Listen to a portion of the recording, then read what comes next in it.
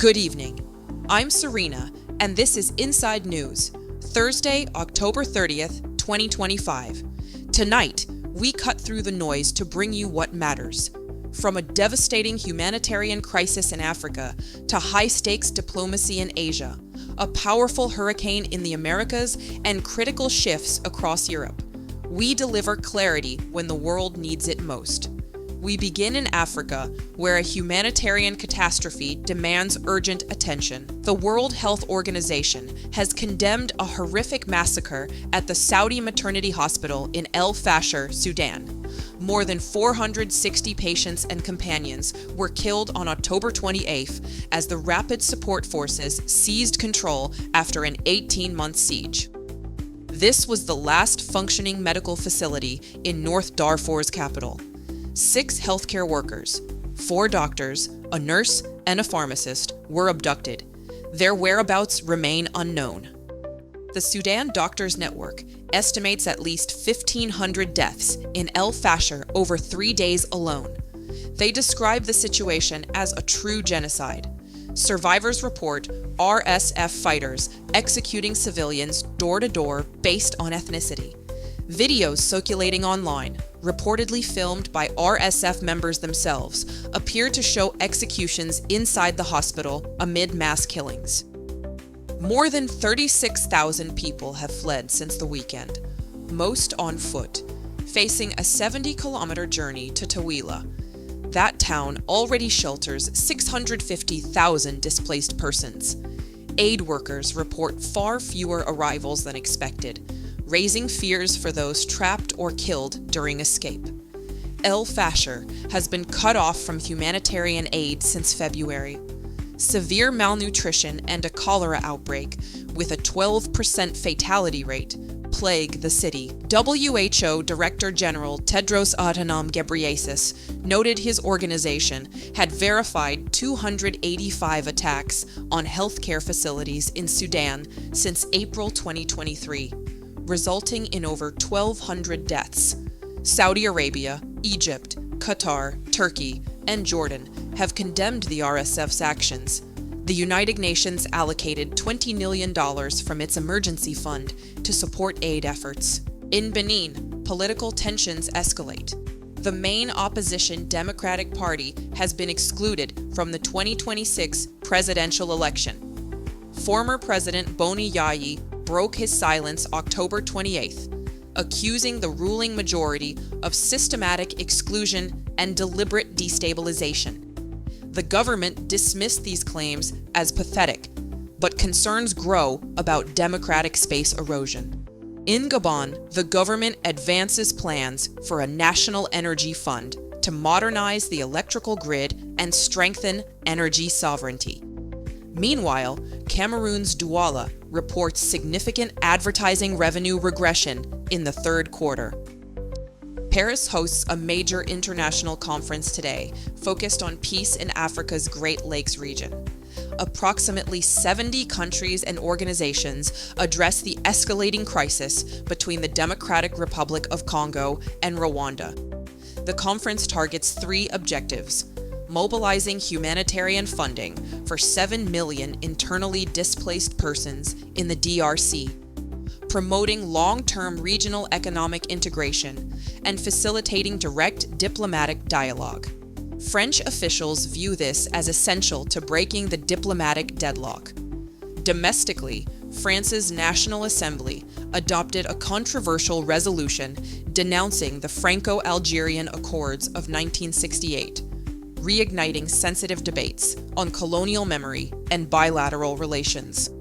France's economy expanded 0.5% in the third quarter, exceeding expectations. Exports surged 2.2%, while imports decreased 0.4%. The aerospace sector proved particularly dynamic, alongside strong private investment. Public health authorities launched the 10th Month Without Tobacco campaign, October 24th, providing support resources to help individuals quit smoking. French armed forces also launched Exercise RAI 2025, combining operational readiness with natural disaster response capabilities. In Gaza, a tentative ceasefire holds following Israeli airstrikes. The Israeli military confirmed a targeted strike near Beit Lahiya, claiming it targeted weapons storage. Sources at Al-Shifa Hospital report at least 2 deaths. Israel released drone footage allegedly showing Hamas members staging discovery of a deceased Israeli hostage. Independent verification confirmed the location and earth movement between consecutive days, but significant questions remain about circumstances and purpose. Hurricane Melissa struck the Caribbean today, leaving devastating destruction. Preliminary reports attribute at least 30 deaths to the storm. Jamaica is among the hardest hit nations. France expressed solidarity and is coordinating assistance for its territories. Widespread infrastructure damage.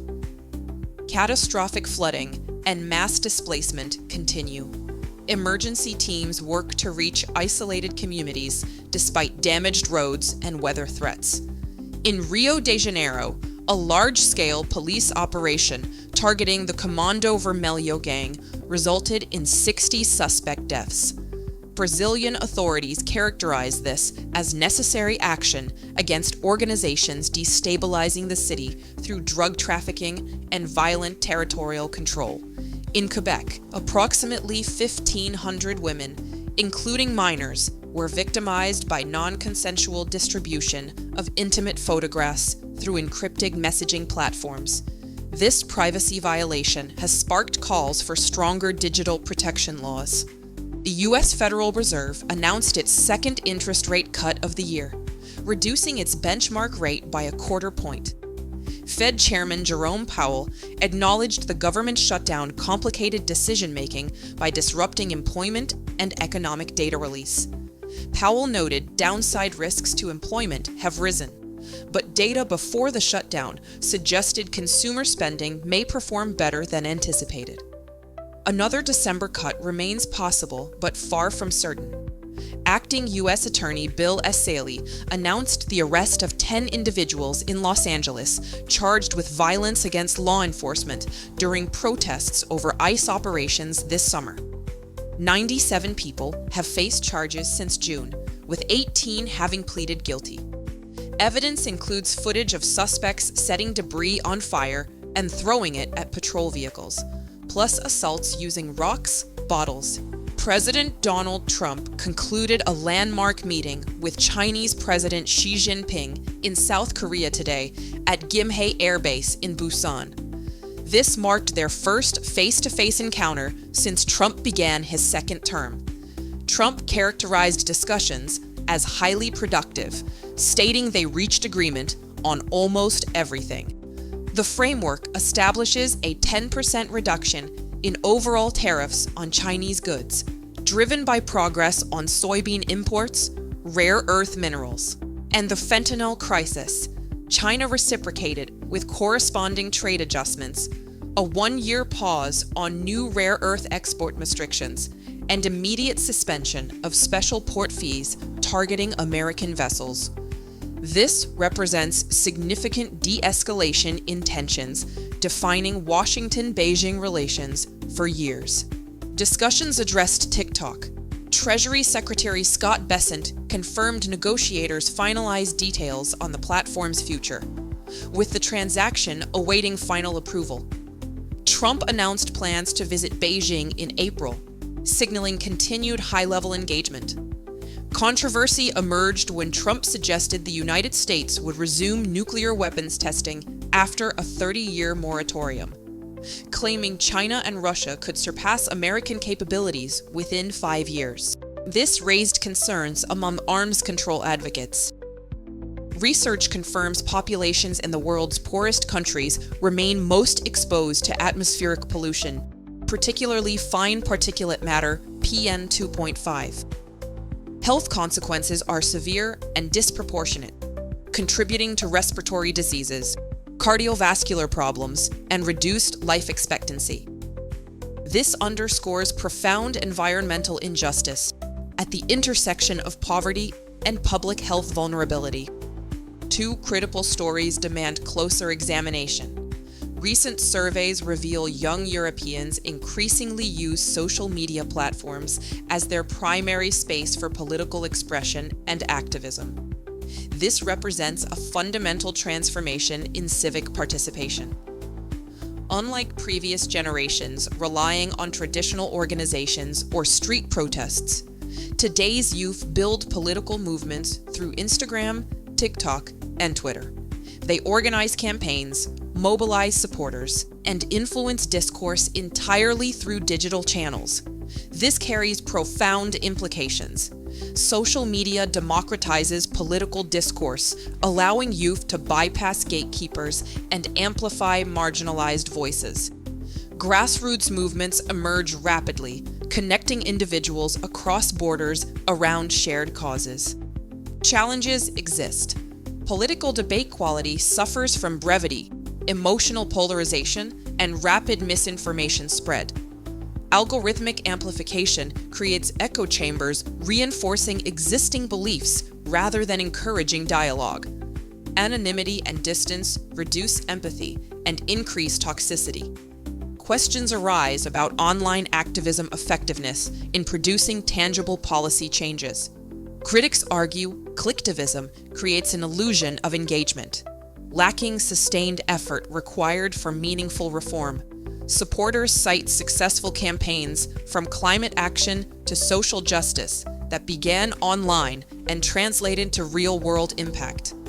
Democratic institutions must adapt urgently.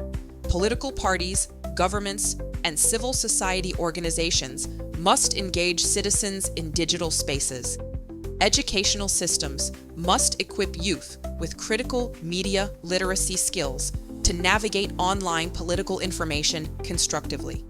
As this generation assumes greater political power, their digital native approach will reshape democratic participation. The challenge is ensuring this evolution strengthens rather than undermines core democratic values and institutions. Security researchers warn cybercriminals increasingly leverage advanced AI technologies to enhance attacks targeting cloud systems and sensitive corporate data. This represents significant escalation in the cyber threat landscape. Traditional cyber attacks required substantial technical expertise and time investment. AI enables criminals to automate reconnaissance, craft convincing personalized phishing attacks, identify vulnerabilities rapidly, and evade security measures with frightening sophistication. AI-powered attacks analyze vast data to identify high-value targets. They personalize social engineering based on publicly available information and adapt real-time to defensive measures. Machine learning identifies subtle patterns in security systems and exploits weaknesses human attackers might miss. Automated tools launch coordinated attacks simultaneously across multiple vectors, overwhelming traditional human-led security responses. Cloud security is particularly concerning as organizations migrate core operations and sensitive data to cloud environments. These systems become attractive targets. Cloud platforms contain vast amounts of sensitive information, financial records, personal data, intellectual property, operational intelligence. Successful breaches compromise not just one organization, but potentially multiple clients using shared infrastructure. For cybersecurity teams, this AI arms race complicates already challenging tasks. Defenders must anticipate sophisticated AI systems operating at machine speed, learning from defensive responses, and continuously evolving tactics. Traditional security approaches based on predefined rules prove insufficient against adaptive AI-driven threats. Solutions require multi-layered responses. Organizations must implement AI-powered defensive tools capable of detecting anomalous behavior, responding automatically to threats, and learning from attack attempts. This means matching AI offense with AI defense, demanding substantial investment and expertise. The human factor remains critical. Security teams require new training to understand AI-driven threat vectors and develop appropriate response protocols. Organizations must balance automation with human oversight, ensuring AI defensive systems remain aligned with security objectives without creating new vulnerabilities. This highlights how rapid technological progress creates urgent security challenges demanding attention from governments, private sector, and international bodies. Stakes involve not just financial losses, but potentially integrity of critical infrastructure, democratic institutions, and personal privacy. As we conclude tonight's Inside News, we remember our fundamental mission: delivering not only headlines dominating media cycles, but critical stories remaining in shadows. From unthinkable atrocities in Sudan to quiet revolution in European youth political engagement, from high-level Asian diplomacy to evolving invisible cyber threats. These are complex realities shaping our world on October 30th, 2025. In an age where information flows constantly, algorithms determine what we see, and misinformation spreads as rapidly as truth. Your role as informed citizen matters more than ever. Look beyond the surface, question sources, seek multiple perspectives, distinguish genuine news from deliberate disinformation. Truth exists, but finding it requires effort, critical thinking, and commitment to facts over convenience. Investigate, verify, think critically. Never stop asking questions. Thank you for spending these minutes with us tonight. Stay informed, stay vigilant, stay engaged. From all of us at Inside News, I'm Serena. See you next time.